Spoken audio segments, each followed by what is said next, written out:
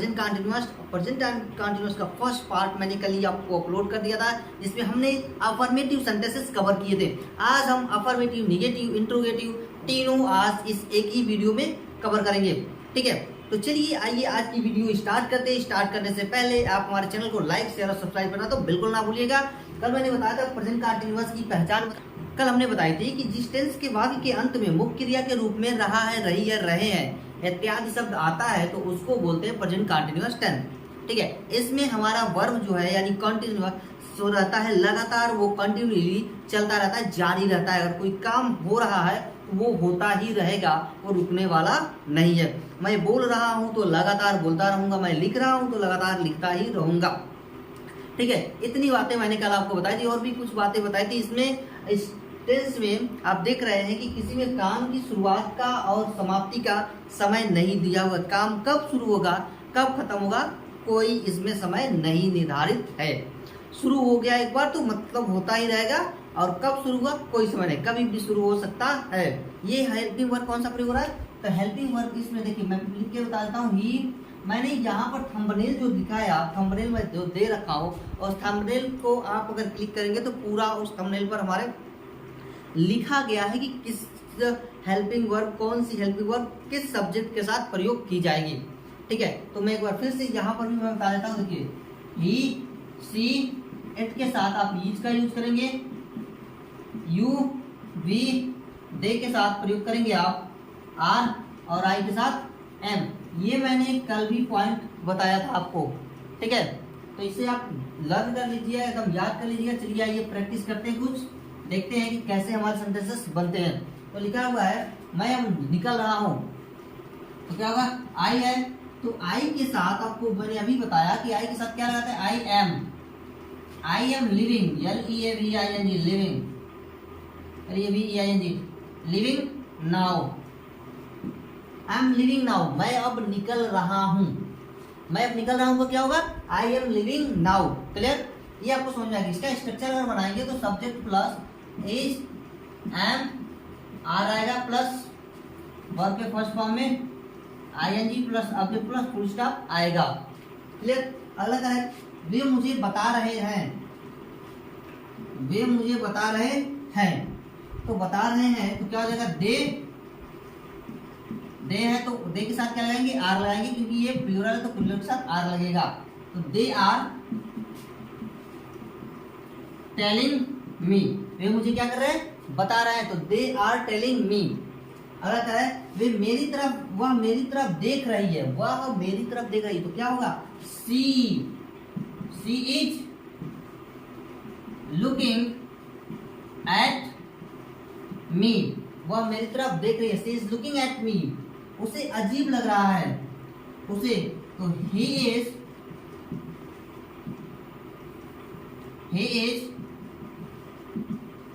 Feeling strange, यानी वह विचित्र महसूस कर रहा है। STRANG, स्ट्रेंज, वह उसे अजीब लग रहा है। क्लियर, ये देखिए बहुत इजी है सीखना, कोई भी टेंसेस सीखना बस बहुत इजी, बस इसके रूल्स आप याद कर लीजिए, कुछ नियम से याद कर लीजिए, अब बहुत आसान हो जाएगा। ठीक है, अगला कह रहा है नदी बह रही है, तो द रिवर इज फ्लोइंग। सारे वर्ब में ING लगेगा, किसी में भी ING छूटना नहीं चाहिए, अदरवाइज गलत हो जाएगा, क्योंकि ये हमारी वर्ब जो है कंटिन्यू यानी जारी रहती है, इसीलिए। देखिए अगर कह रहा है भैंसे कीचड़ में लौट रही हैं, ठीक है, तो क्या हो जाएगा, buffaloes are wobbling wallowing in the mud, वैसे कीचड़ में लौट रही हैं। सोहन मेज पर खड़ा है, देखिए इसमें रहा नहीं, खड़ा है, खड़ा है का मतलब अभी भी खड़ा है, प्रेजेंट में क्रिया क्या है, जारी है, और लगातार वो खड़ा रह रहा है। यहाँ क्या हो जाएगी, सॉरी इससे पहले का सेंटेंस है हवा नहीं चल रही है, यानी ये अब आ गया निगेटिव सेंटेंस। निगेटिव सेंटेंस आ गया तो यहाँ पर नॉट कब लगाने होते हैं, इज एम आर के बाद। तो देखिए एयर इज नॉट ब्लोइंग, हवा नहीं चल रही है। कह रहा है कि सोहन मेज पर खड़ा है, Sohan is standing on the table. Clear? ये इतनी चीजें आपको समझ में आ गई होगी। कहीं से डाउट हो तो आप हमारे कमेंट बॉक्स में लिख सकते हैं, क्योंकि प्रेजेंट कंटीन्यूअस टेंस एक ऐसा टेंस है जो सबसे आसान होता है, इसमें कहीं से कंफ्यूजन नहीं आता है, सारे बच्चे बना लेते हैं, बहुत इजी होता है। अगर करके वो खड़ा है तो ही इज स्टैंडिंग, हम तुम्हें बुला रहे हैं तो वी आर कॉलिंग यू। ये आपको समझ में आ गया होगा। मैंने देखिए सारा ट्रांसलेट कर दिया, ये इंग्लिश में हिंदी का इंग्लिश मैंने कैसे पूरा ट्रांसलेट कर दिया, ये आपको समझ में आया होगा। ठीक है, इंग्लिश सीखना बहुत आसान है, बहुत बड़ा हुआ नहीं है। लोग डर जाते हैं इंग्लिश का नाम सुनकर कि भाई इंग्लिश सीखिए कैसे। भाई कोई नो टेंशन, बस इतना याद रखिए कि आप हिंदी जब बोलते हैं, क्या उसमें कभी सीखा आपने हिंदी बोलने के लिए? नहीं सीखा, बचपन से सुनते सुनते क्या करने लगा, बोलने लगे। इसको भी ऐसे ही है, ये भी बस आप सुनिए, बोलिए, देखिए, ये मत सोचिए कितने दिन में सीखेंगे, नहीं, बस सुनिए, देखिए, बोलिए, आपको ऑटोमेटिकली बोलने, सुनने, लिखने आ जाएगा।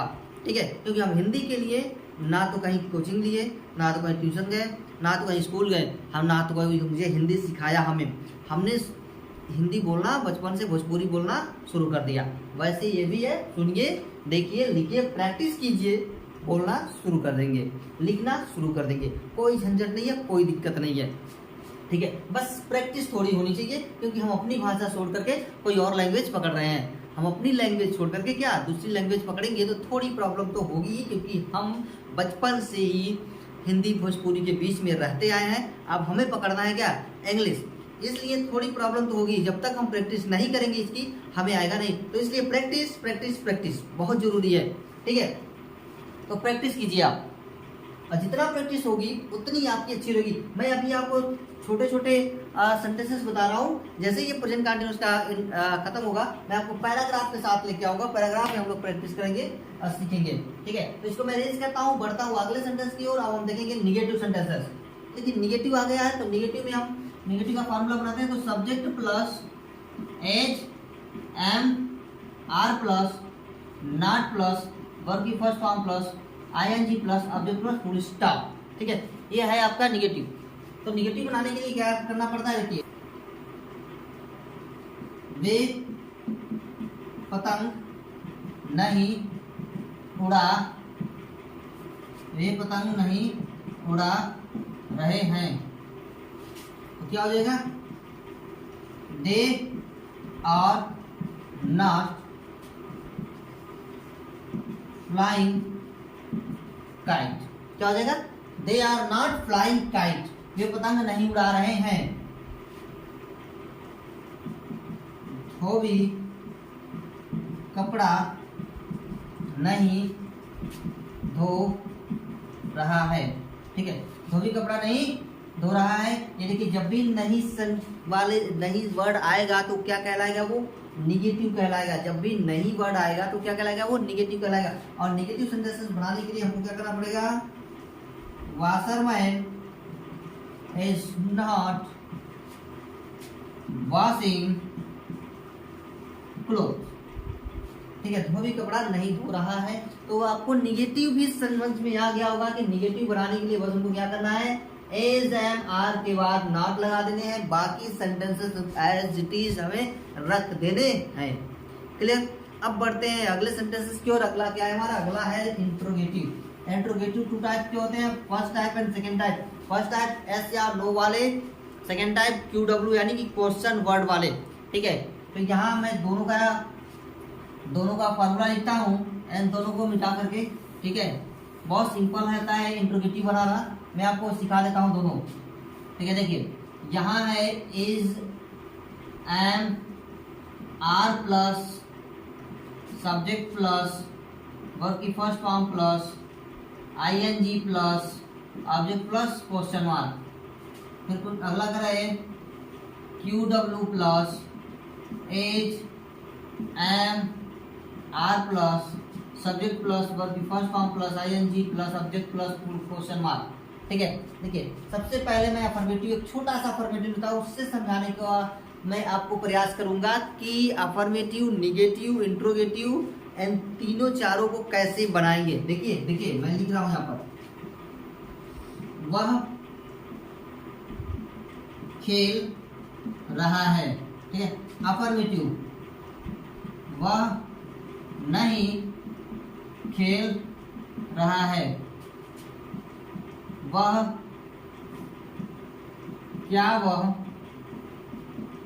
खेल रहा है, क्वेश्चन मार्क, वह क्या, वह क्यों खेल रहा है, वह क्यों खेल रहा है, ठीक है।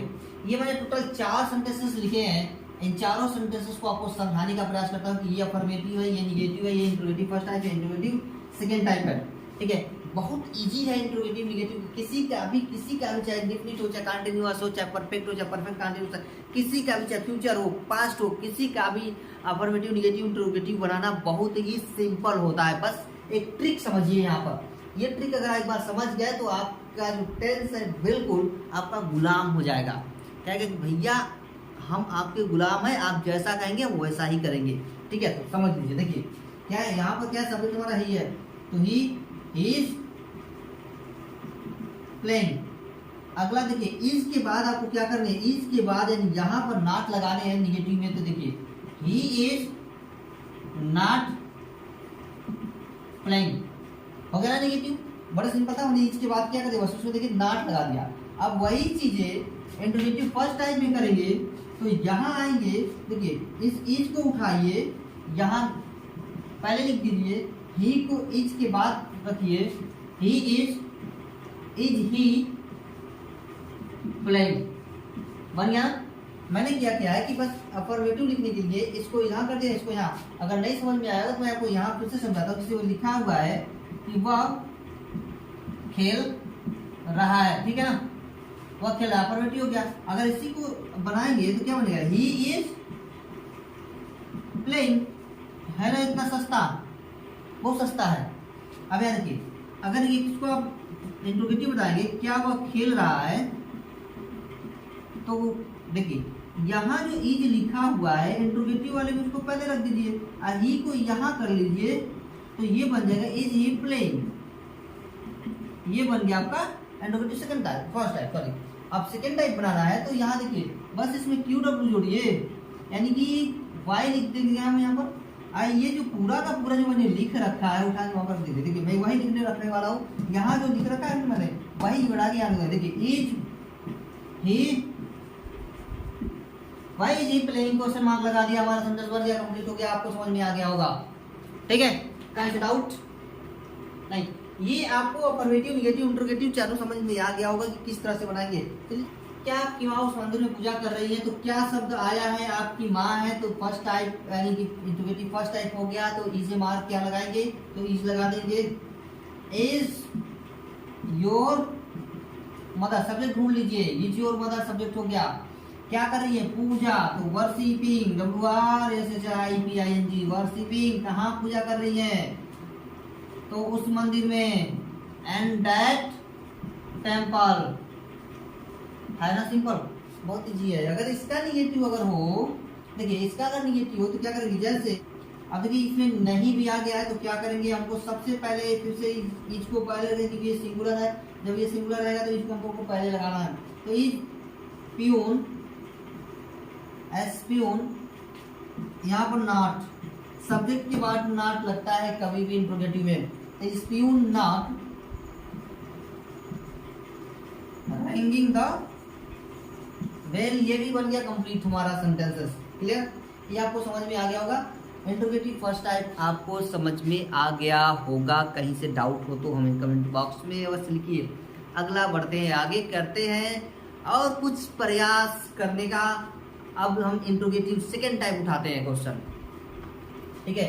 ये था फर्स्ट टाइप, फर्स्ट टाइप का अफर्मेटिव निगेटिव दोनों बताया। अब अगला है आपका इंट्रोगेटिव सेकेंड टाइप, इंट्रोगेटिव का सेकेंड टाइप मैंने छोटा आपको समझाने की कोशिश की है, यहाँ भी मैं आपको समझाने की कोशिश करता हूँ। देखिए वह अपना समय क्यों नष्ट कर रहा है। ये देखिए इंट्रोगेटिव सेकंड टाइप बहुत ही जबरदस्त लिखा गया है। यहाँ पर हमको ध्यान रखना है जब भी वाक्य के बीच में, ठीक है, क्यू डब्ल्यू यानी कि कब, क्यों, कहाँ, कैसे, कितना, कितनी, कितने, किसका, किसके, किसके, कौन सा, कौन से आ जाता है तो उसकी अनुवाद करते समय हमें सबसे पहले क्वेश्चन वर्ड की अंग्रेजी लिखनी होती है।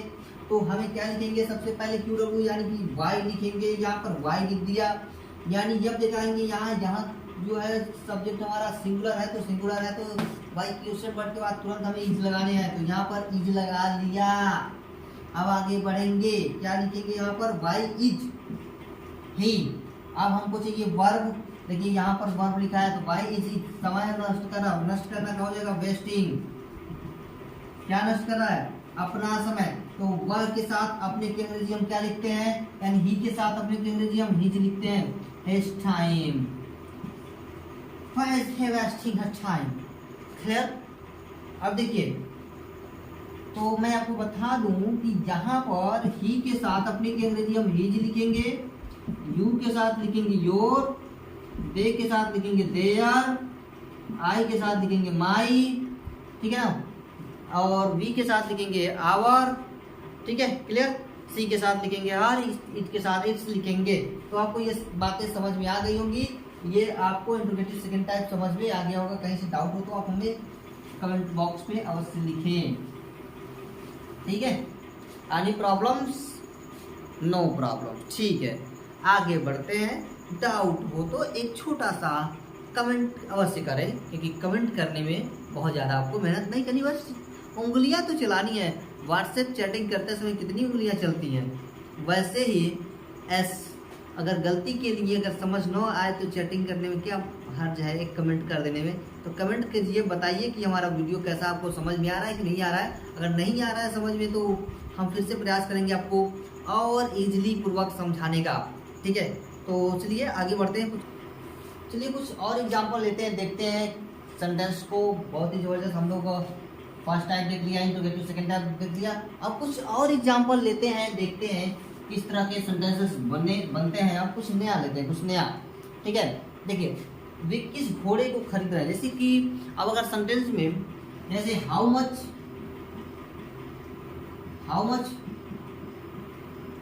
हाउ मेनी, विच, हुज, ये सारे शब्द आ जाते हैं तो उसके साथ उससे संबंधित उसी के साथ क्या आते हैं, नाउन्स भी आते हैं। क्या आएंगे, उसके नाउन भी आएंगे। अगर ये सारे वर्ड यदि कौन सा, कौन सी, कौन सा, किसका, किसकी, किसके, कितना, कितनी, कितने आ जाता है तो उसके साथ उसका नाउन भी आता है। जैसे एग्जाम्पल अगर हम समझे तो हम कितना आम खा रहे हैं, तो देखिए कितना आम खा रहे हैं तो मैंने कहा कितना आम, कितनी आम, किसका आम, कौन सा आम, किसकी आम, ये सब अगर आ जाता है, किसका, किसकी, किसके, कितना, कितने, कितने, उसके बगल में जो नाउन आएगा उसकी अंग्रेजी दोनों के साथ लिखी जाएगी, ठीक है ना।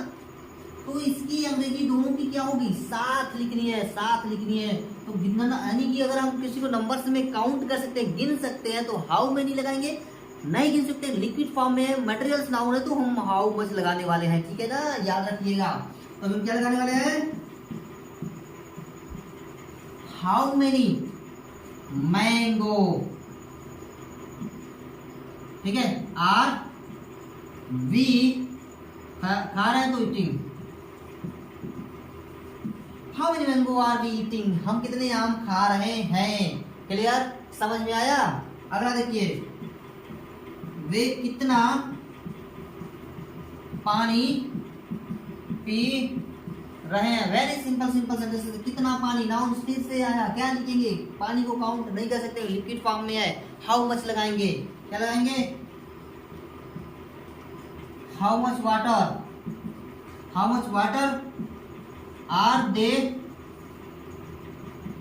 दे ड्रिंकिंग।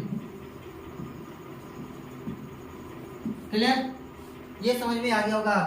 टेस्ट टू डाउट नहीं, ऐसे सेंटेंस में आपको डाउट नहीं होना चाहिए, मैं बहुत ही वे में आपको बता रहा हूँ। बस एक बार समझ जाएंगे तो आपको पूरी की पूरी टेंशन आ जाएगी। क्लियर, टेस्ट डाउट नहीं आएगी। देखिए आगे कुछ और एग्जांपल लेते हैं, प्रैक्टिस करते हैं। तुम कौन सी पुस्तक चुरा रहे हो? तो क्या हो जाएगा, कौन सी पुस्तक, फिर से आ गया तो कौन सी पुस्तक का क्या होगा, विच बुक, विच बुक। देखिए इसके साथ इसका नाउन आ गया ना, यहाँ पर तुम्हें तो आर लगा देंगे फिर से, which book are you stealing, stealing.